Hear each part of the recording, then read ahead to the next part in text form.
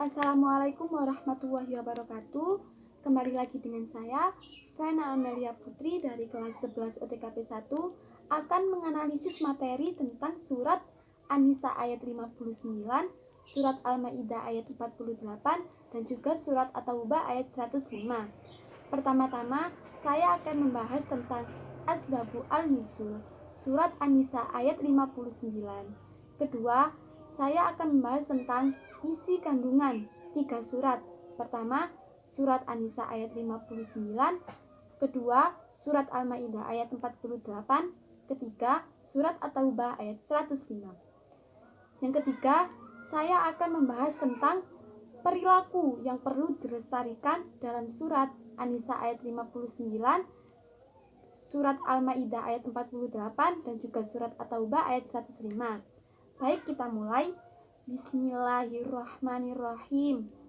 Pertama, saya akan membahas tentang Asbabu Al-Nuzul atau sebab-sebab turunnya surat An-Nisa ayat 59. Asbabu Al-Nuzul atau sebab-sebab turunnya ayat ini menurut Ibnu Abbas adalah berkenaan dengan Abdullah bin Huzaifah bin Qais As-Samhi ketika Rasulullah SAW mengangkatnya menjadi pemimpin dalam Syariah, perang yang tidak diikuti oleh Rasulullah SAW. As-Sadi berpendapat bahwa ayat ini turun berkenaan dengan Aun bin Yasir dan Khalid bin Walid. Keduanya diangkat oleh Rasulullah SAW sebagai pemimpin dalam Syariah. Baik, yang kedua, isi kandungan surat An-Nisa ayat 59. Dalil taat kepada Allah, Rasulullah, dan pemimpin. Apabila terjadi perbedaan pendapat, maka kita harus berpegang pada Al-Quran dan hadis Nabi Muhammad SAW. Orang yang berpegang pada Al-Quran dan hadis merupakan orang yang beriman kepada Allah dan kepada hari kiamat. Surat An-Nisa ayat 59 memerintahkan kepada kita untuk menaati perintah Allah Subhanahu wa taala, perintah Rasulullah SAW, dan ulil amri. Isi kandungan surat Al-Maidah ayat 48. Pada surat Al-Maidah ayat 48, Allah Subhanahu wa taala menjelaskan bahwa setiap kaum diberikan aturan atau syariat. Syariat setiap kaum berbeda-beda sesuai dengan waktu dan keadaan hidupnya. Meskipun mereka berbeda-beda, yang terpenting adalah semuanya beribadah dalam rangka mencari ridho Allah Subhanahu wa taala atau berlomba-lomba dalam kebaikan.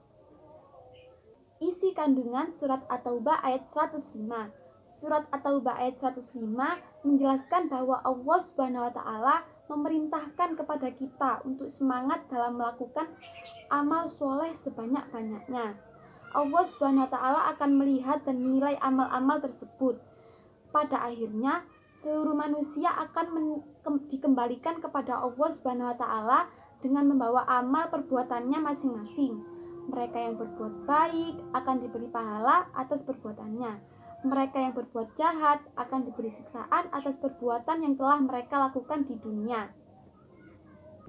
Perilaku yang perlu dilestarikan dan isi kandungan surat An-Nisa ayat 59, surat Al-Maidah ayat 48, dan juga surat At-Taubah ayat 105. Perilaku mulia yang perlu dilestarikan surat An-Nisa ayat 59.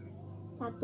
Selalu menaati perintah Allah Subhanahu wa taala dan Rasulnya, serta meninggalkan larangannya, baik di waktu luas ataupun di waktu sempit. 2. Merasa menyesal dan takut apabila melakukan perilaku yang tidak sewajarnya dilakukan.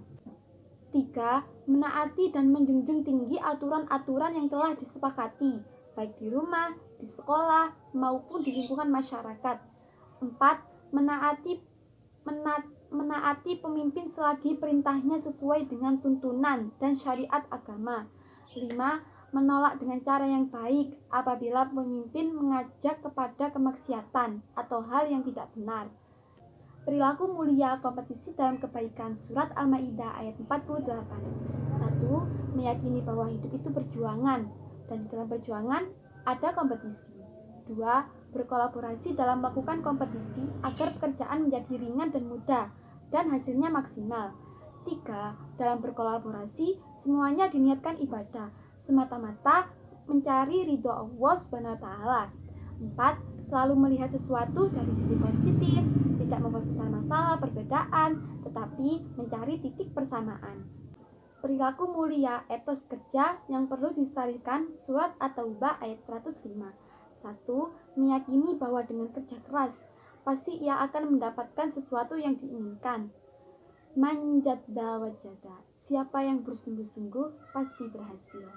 2. Melakukan sesuatu dengan prinsip, mulai dari diri sendiri, mulai dari yang terkecil, dan mulai dari sekarang. 3. Pantang menyerah dalam melakukan suatu pekerjaan. Alhamdulillah.